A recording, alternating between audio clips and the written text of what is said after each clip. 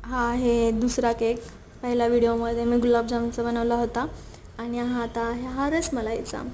तो काल आम्ही 12 वाजता कट केला होता आणि आज म्हटलं की मग रसमलाईचं बनवावा, कारण त्यांना रसमलाई खूप आवडते आणि मला पण खूप आवडते. मग त्यांच्यासाठी मी हा खास रसमलाईचा केक बनवलेला आहे. ते माझं फर्स्ट ट्रायल होतं आणि हे सेकंड ट्रायल होतं. दोन्हीमध्ये काय फरक जाणवतो आहे का ते मला नक्कीच कमेंटमध्ये सांगा.